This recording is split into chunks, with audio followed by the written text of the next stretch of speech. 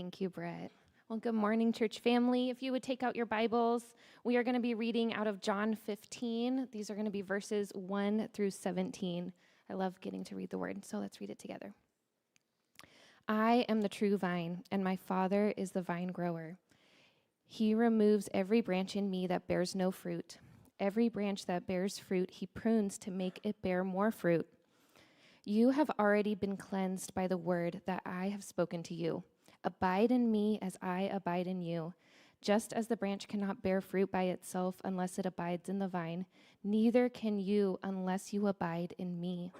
I am the vine, you are the branches. Those who abide in me and I in them bear much fruit, because apart from me, you can do nothing. Whoever does not abide in me is thrown away like a branch and withers. Such branches are gathered, thrown into the fire, and burned. If you abide in me and my words abide in you, ask for whatever you wish, and it will be done for you. My Father is glorified by this, that you bear much fruit and become my disciples. As the Father has loved me, so I have loved you. Abide in my love. If you keep my commandments, you will abide in my love, just as I have kept my Father's commandments and abide in his love. I have said these things to you so that my joy may be in you, and that your joy may be complete. This is my commandment, that you love one another as I have loved you. No one has greater love than this, to lay down one's life for one's friends. You are my friends, if you do what I command you. I do not call you servants any longer, because the servant does not know what the master is doing. But I have called you friends, because I have made known to you everything that I have heard from my Father. You did not choose me, but I chose you, and I appointed you to go and bear fruit, fruit that will last, so that the Father will give you whatever you ask him in my name. I am giving you these commands so that you may love one another. This is the word of the Lord. Thanks be to God. Good morning, everyone. Today we are continuing in our series called Rejoice, Living Out the Joy of the Resurrection. The church finds itself in this season on the church calendar called Eastertide or Easter time. And this is a time after Resurrection Sunday, after Easter, where we embrace rejoicing, we embrace celebration. It's marked with feasting and parties. Looking back on how we've kind of talked about joy over the last few weeks, we talked about joy in our purpose, right? Our Missio Dei, the mission of God.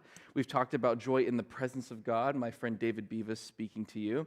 And last week, Pastor Brett did a great job reminding us of how we find joy in praising God. And today we're going to look at the scripture that Kate just read, and out of John 15, and examine how Jesus tells his disciples that he wants them to have joy. He wants his joy to be in them so that their joy may be complete. And he says that the way to do that is to abide in his love. Abide in his love. But in our Western world, there's a lot of weight put on our thoughts, right? Our minds, our mindsets, our reason. Greek philosophy emphasizes this, that our thoughts drive our will, and it's our will that gets us to the ultimate good and our happiness. But Augustine and many other thinkers that follow Jesus have come to embrace the truth that beyond what we just think or what we will, it's actually what we love. It's the affection that we abide in that actually shapes our lives. There's a quote that I beat like a dead horse because I love it. It's from James K.A. Smith. He says, "Love is like autopilot, orienting us without our thinking about it." What we love, where we put our resources, where we put our energy, where we put our time, where we put our priorities, this is the evidence of who or what we claim to love, who or what we claim to worship. And who or what we love and worship tends to shape us. We begin to look like it. We begin to look like who or what we abide in. A good example of this is our children, right? So for those of you who have children, I have two, and our children, they like have the definition of abiding, right? They're literally living in your home. They're hanging out with you all the time. They're like our little disciples, right? They're abiding in our love and our affection. For better or for worse, they begin to look like us, right? Well, when William, our firstborn, was around 2, Jaina and I were still figuring out this whole parenting thing. who am I kidding? We're still figuring out this whole parenting thing. And we didn't always show up on the same page, right? We weren't always giving a united front when it came to our parenting, and we're learning how to get better at that. But William would often do things. He's very brave. He would do things like jump off of walls and pick up dirty objects. You know how kids are, right? He was like 2. And Jana would always say things like William, wait, don't touch that. It's not safe. Or don't jump off that wall. And me being, who I am, I'm like, Jay, he's fine. Jay, he's fine. That's what I would always say. Jay, he's fine. Jay, he's fine. Well, one day, we were in a hotel room, and William kept picking up the phone, and he figured out how to call the front desk. So he's like calling the front desk and making his calls right. And so Jana was like, William, can we stop playing with the phone? Let's play with something else. And I just want to show you what his response was to his mother. Jay, I'm fine. Jay, I'm fine. Jay, I'm fine. So Liam had been abiding in the love of his father, who had heard him say time and time again, Jay, he's fine. So he began to emulate his dad. Unfortunately, he weaponized it against his mother, but that is a sermon for another time. If we want to look like Jesus, it's going to require that we give our love and our worship, our affection, our abiding energies to his love, right? And that's really what this passage is all about. The Gospel of John dedicates half of its text to like the first 33 years of Jesus' life, and the second half is the last week of Jesus' life. He spends a lot of time between Palm Sunday and Resurrection Sunday, and that space is mostly filled with Jesus' teachings, the last things that he wants to say to his disciples before the day of his crucifixion. And what I love about this passage is that it actually involves geography. Now, I have a terrible sense of directions. I get lost when I walk to the mailbox, but this story really comes alive when we embrace the setting. So what is the setting? It happens the night that Jesus was betrayed. We refer to this night as Maundy Thursday during Holy Week, right? Jesus and the disciples, they were in an upper room of someone's home, and they were celebrating the Passover meal. And Jesus shocks them all by taking on the nature of the servant, right? He takes off his robe, he wraps it around his waist, and he starts washing feet. And then he predicts, and he tells them that one of you is going to betray me. And then he gets into this really lengthy teaching about love. Now, at the end of chapter 14, which is the chapter right before the one we just read, at the end of chapter 14, he says, come now, let us leave. So we get this impression, and we confirm this later on during the text, that we find out that while Jesus is giving this teaching, he's actually walking. He's walking with the disciples. And where are they going? Well, eventually they end up at the Garden of Gethsemane, where Jesus spends all night praying, and where Judas leads the temple guards to arrest Jesus. Okay, so this is a map. I'm going to show you a map of Jerusalem during the time of Jesus. And what's highlighted by these arrows here is a possible and likely route they would have taken to get to the upper room, where many have assumed, get from the upper room to Gethsemane, where people assume that he was during the Last Supper. And I want us to activate our biblical imaginations for a second, to put ourselves in the point of view of the disciples. We'll come back to this map in a little bit. But during his teaching, as he's taking them through this walk here, he begins his teaching about how he is the true vine. Now, the vine imagery would have been really relevant and prevalent for the disciples, because we see several places in the Old Testament where Israel itself is referred to as the vine, and how God wanted to bless the world through it. See, wine was this sign that a civilization was thriving, that it had gone beyond just survival into like flourishing, that they had begun the arduous process of cultivating and processing wine. The idea was that God was going to prosper and flourish the world through Israel. And a lot of people have drawn the comparison that the 12 disciples are likely stand-ins for the 12 tribes of Israel. Well, why is Israel important? Why are the people of Israel so important? Well, the Israelites were the ones who cared for what? The tabernacle and the temple. This was the place that God chose to dwell. His presence would reside on the earth. And now Jesus is saying that he is the way that God's presence dwells on the earth. This is a recurring motif in John's gospel, that he is dwelling with his people. And I like to imagine that as Jesus is teaching, that he gets up and he takes them on this walk through the city, and he grabs a branch off of one of the nearby orchards of a grapevine. And as he breaks it off and he holds it, he draws this allegory of how he is the true vine and how his followers are the branches, and if that they want to bear fruit, they need to abide in the vine.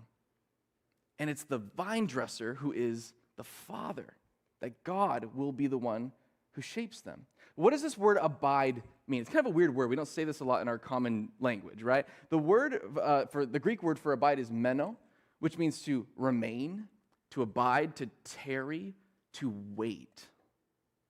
See, this word is all about faithfulness and trust. Right? If we remember at this point in the story, Jesus has just given a really controversial teaching about how his followers are going to need to eat his body and drink his blood to be saved. And a lot of people are like, that's too much. Loving your enemies, maybe. All this stuff, cool. But eat your body and drink your blood, we're out. And then he turns to his disciples and he says, are you going to leave me too? And their response is, Jesus, where else are we going to go? You alone hold the words to eternal life. See, there's this imagery again that Jesus is the vine, that he's the source, that he's the life for the branches. We draw our life from him, and to choose not to abide in him is to choose not to tie ourselves to the source of life, to the giver of our life. So to abide is to remain, is to stay, is to wait on the Lord. Because faith is one of those things that doesn't always yield the results that we want right away, right? It's like fruit. Anyone in here good at growing things? I am not. None of you? Wow. We're all bad at growing things. Well, if you are good at growing things, you know that you have to faithfully show up to the process and the waiting, right? And even if the results don't show up when you want them to, if you persist in the process, they will. Henry Nouwen, in the book, The Inner Voice of Love, he wrote this about growing. He says, a seed only flourishes by staying or abiding in the ground in which it is sown. When you keep digging the seed up to check whether it is growing, it will never bear fruit. Think about yourself as a seed planted in rich soil. All you have to do is stay there, abide there, and trust that the soil contains everything you need to grow. This growth takes place when you do not feel it. Be quiet, acknowledge your powerlessness, and have faith that one day you will know how much you have received. Our spiritual life is like this, right? Our life of prayer is like this. Our way of showing up to God's presence, our way of abiding is slow and faithful work. The president of our denomination, Randy Remington, he shared this example with the Foursquare pastors that prayer is faithful work that doesn't always give us the immediate results that we're looking for, right? He draws this comparison with going to the gym, and it's an allegory that I related to really easily because, I've spent a lot of time and energy cultivating this impressive physique that you see before you now. But how many of you have ever had this experience that you finally get past the excuses, right? You finally get past the lack of motivation, and you get yourself to the gym, to the treadmill, or whatever. You feel like you're going to die from all the pain that you experienced there, and you get home and you look in your mirror and you're like, well, that didn't work at all. I'm still chubby in all the places I don't want to be. My arms are still weak. Like, what's going on? We don't always embrace that when we say yes to the gym, it's a big yes. And it's a yes that has to show up time and time again. We have to persist in the process. We have to show up to it every day. And the progress is going to be slow and painful. But the results, the fruit, will speak for itself. Our spiritual life is the same way. Right, my buddy Jonathan has said that it's called the fruit of the Spirit, not the microwave dinner of the Spirit. Right? I'm going to be vulnerable with you. I'm having this experience right now. God has really been working with me on my patience and my temper. And how many of you know that nothing tests those things more than people? And people don't test those things more than many people, right? Children. I've always said that children are these great disruptors, and they're these walking contradictions. Like, no one person can make me want to die for you, and in this next moment make me want to rip my hair out, right? Children create in me this most epic version of love and sacrifice that I have ever known, and also engender the most frustration and annoyance that I ever thought was possible, right? What I'm learning is that is mostly my problem, not theirs. That's on me. If I'm impatient with my children, it's not because they're not children. It's because I'm me. Well, God's been working with me on this. He's been giving me lots of opportunities to embody patience and gentleness, right? I recently came back from a camp with about 25 of our men, and it was there that I felt the Spirit encourage me to pick up more mindfulness, more intentional prayer throughout my day, practicing this inviting of Jesus into these moments of weakness for me. I shifted my morning mindset a bit. I've moved my routine. I'm entering into prayer more often throughout my day. And I did really well when I came back from camp for like 36 hours. And then I felt that struggle come back even stronger than it did before I left, right? See, in my microwave-ready mindset, I assumed, okay, God gave me, he got a hold of me, he gave me some tools, I popped it in the microwave, and now I'm going to be able to benefit from the process. But the reality is that my yes to this new process, to this mindful prayer, it's going to take time for it to transform my heart. It's going to take a lot of abiding, a lot of remaining, a lot of waiting to allow the work of the Spirit to transform me into someone who is more patient and more gentle and more kind. And there's been a temptation in me to think, well, like, okay, well, I've been doing this mindful prayer thing for like a week, and it's not working. I have this temptation not to abide in the process, to wait on what God is doing, and go back to my patterns of what I was doing before. This abiding life that Jesus invites us into, it's a place of trust and faith that if we live according to his instruction, in his presence, it will produce joy. But we have to be willing to remain, to abide, to stay. We have to be willing to see it through to the end. Okay, and then Jesus, he says that a branch that doesn't bear fruit is clearly not one that abides in the life of the vine. And so the Father throws it away and it's burned. And then he says that the Father prunes those who remain so that they can bear more fruit. The word here for prune shares the Greek root for the word cleanse, and most agree that John is actually drawing some wordplay here. He's just washed their feet, right, and declared them clean. And this language of being clean is really prominent, especially in the Old Testament. There's a lot of ritual cleansing that the priests and the worshipers would go through in order to participate in the worship of Yahweh. It was this way of setting oneself apart in this reverence for this holy God that they were approaching. And now Jesus, being the presence of Yahweh, being the vine, being himself the temple, has washed them and said, I have made you clean. Now, the way vine dressing worked back then, I assume it's similar now, is that if a branch had too many leaves on it, that it would suck the life out of the vine and it wouldn't have enough life for the fruit to grow, for the grapes to grow. And so they would have to achieve this really good balance between grapes and leaves. So the vine dresser would have to do this. And in this way, God being our vine dresser, he removes the things from our lives, from the Israelites, that threaten to drain the life from them, right? Jesus tells them that an aspect of this abiding is pruning, is cleansing in obedience. And we don't love that word, right? Obey. We don't. We don't like the idea of limiting our freedoms. The commandments, the 10 Commandments specifically in the Old Testament, are often seen as these restrictions. And of course they are, right? You will not covet, you will not murder. But the commandments were also this gift of God's promises. The Old Testament writers, when they write about the law, they don't write about it as this unwelcome set of restrictions. They write about it like it's a gift and a grace from God, with gratitude in their hearts. The law was a gift, showing the people that evil had no place where he dwells.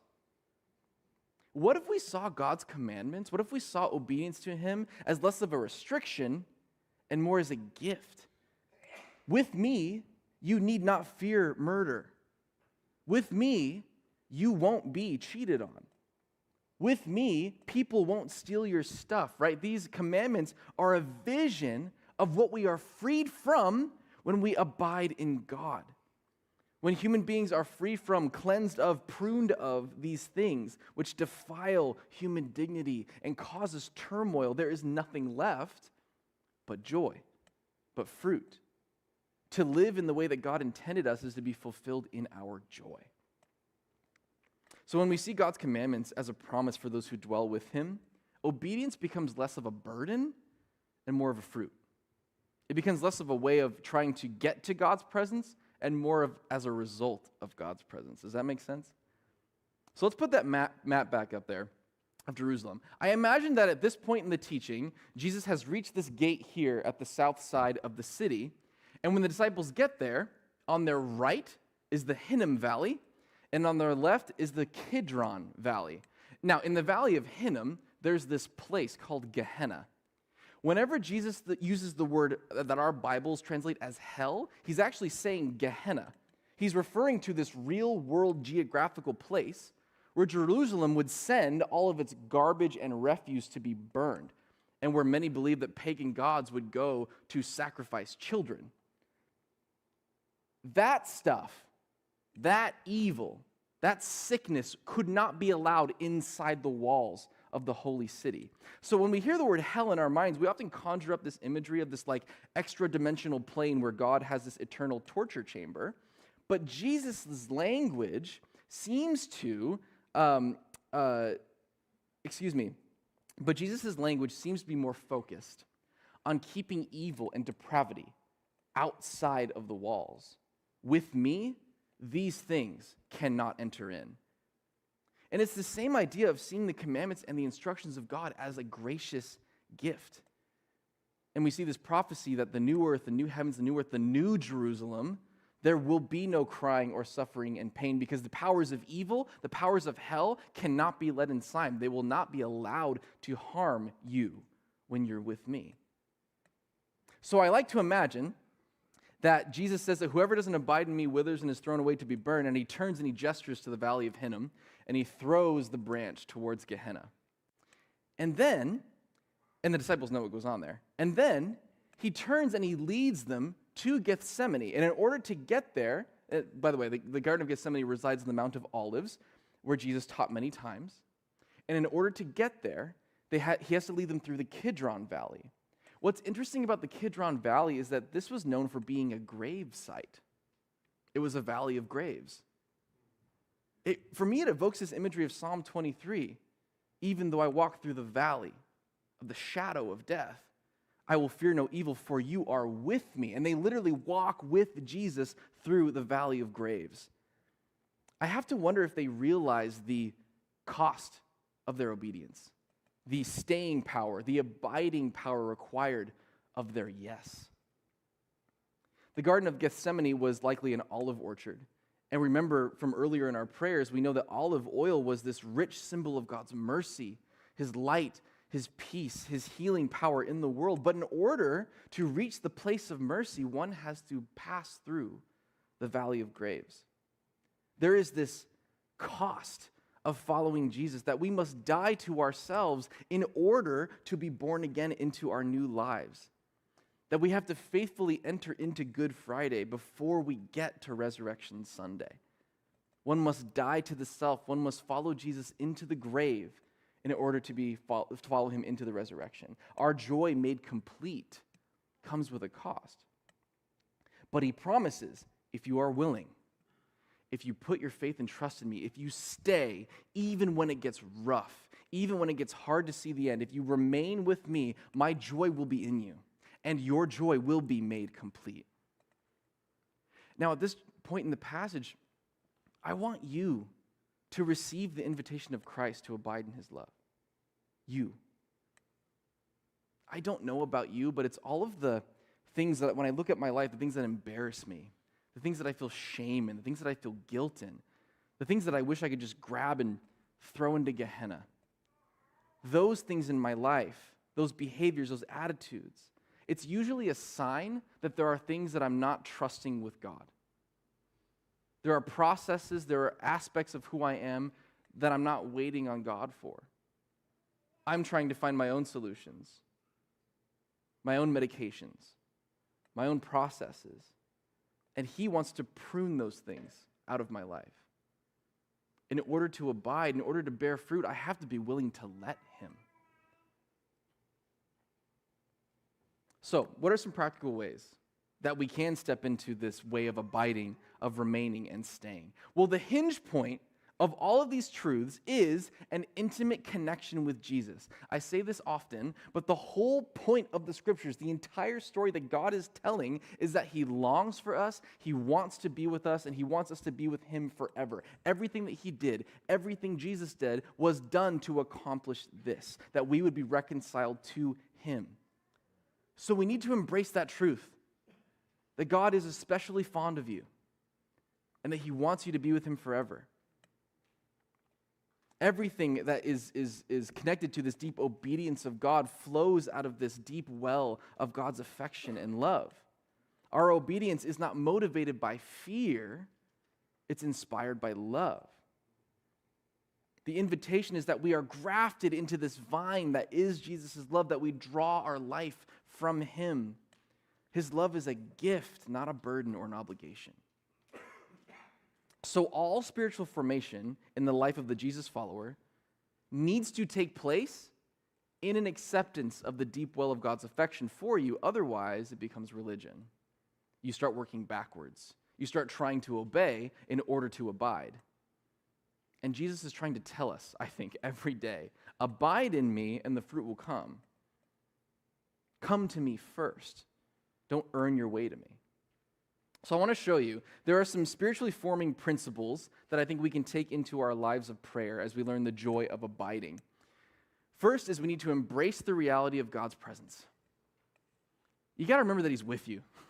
I made the mistake of watching The Chosen, first season of The Chosen and The Shack in the same week. I don't know why I thought my heart could take that. And I found myself desiring that Jesus was close enough for me to touch him. And I found my heart aching that I didn't feel that way, that I didn't feel like I could see him with my eyes, that I could feel his hands in mine. I don't know about you, but I get caught up in my own thoughts when I'm alone. And I start spiraling, I start spinning, and I start feeling trapped in my own failed solutions, right? I was listening to this podcast, and it really spun me out. There were all these things that were really challenging me, things that were frustrating me, and then I felt God remind me, hey, as I'm driving, I'm in the passenger seat. I'm right here. You don't have to be alone in your own solutions. Talk to me. Pray. Pray like I'm right here because I am. You are not alone. If you abide in me, my love remains in you. I'm right here. I think of Psalm 139. You have searched me, Lord, and you know me. Where can I go from your presence? Where can I flee from your spirit? You are always there. So we embrace this reality of God's presence, and it puts us in this constant state of prayer throughout our lives, where we embrace Jesus as our friend who journeys with us, who we journey with every day, who wants to eat with us every day, who wants to know our thoughts and know our feelings and share our burdens and our emotions and our insights with us. 2 is we have to make space for the pruning and the cleansing of the Father, who is our vine dresser. We have to allow God to show us that he needs to take away certain things that are sucking the life out of the vine. There are things that are going to take away our fruit and our joy, so we have to allow him the space to prune something. Sometimes there are things that are not bad, but maybe there's too much. We have to allow him to take it away, and there are things that are going to be bad, that are going to totally suck us dry of our joy and our fruit, and he needs to take it away. We need to let him. And it's going to be painful, but it will be good. Be faithful, remain in the process. Psalm 139 again, show me my anxious ways if there's any offensive way in me. And then third, we obey or we follow his lead. Lead me in the way everlasting, right? Jesus wants his words and his teachings to remain in us. What if we always were looking to him? Where are you going? How can I follow you? In Deuteronomy 11, it says, fix these words of mine in your hearts and minds. Tie them as symbols on your hands and bind them on your foreheads. Teach them to your children, talking about them when you sit at home and when you're walking along the road, when you lie down and when you get up. Write them on your door frames, on your houses, and on your gates. Are we surrounding our lives? Are we baptizing ourselves in the loving instruction of our Father? It will lead to our joy if we trust in it. Baby knows. Listen, guys, what we're talking about It's pretty simple, but it's very difficult. God is with us all the time, but we actually have a choice to make whether or not we want to be with him. Are we, throughout our day, reorienting our hearts and our minds towards his teaching? Are we remaining in the process, trusting that although I want this thing and you are getting rid of it, that although I'm craving it, I trust that without it, it's better? That you are producing fruit in me even if I can't see it? Are we allowing him to prune? Are we drawing our life from him? Are we stepping into the cost of our yes? Are we trusting him with the process that moves at his pace? We're going to end our time with some silent reflection. And it's awkward, okay? We don't like being quiet, especially in a room with a bunch of people. It's weird. But I think it's important that at times like these, we ask God what he thinks. Because God's speaking to you. The Holy Spirit is with you. He's in this room, and he's speaking to you. And maybe he's saying something that I didn't say, but he's speaking. So we're going to create some space to acknowledge that he's here, and we're going to invite him to speak to us. We're going to do it for 3 minutes. And I believe in you. You can do it. 3 minutes of quiet reflection. And in order to cue up our time, I'm going to read a prayer. That's an excerpt from the prayer of St. Patrick. This is a prayer that I've kind of kept with me that I have to keep reminding myself of day to day. And after I'm done, I will pray, and we'll begin our time of reflection. Christ with me. Christ before me. Christ behind me. Christ in me, Christ beneath me, Christ above me, Christ on my right, Christ on my left, Christ when I lie down, Christ when I sit, Christ when I stand, Christ in the heart of everyone who thinks of me, Christ in the mouth of everyone who speaks of me, Christ in every eye that sees me, Christ in every ear that hears me.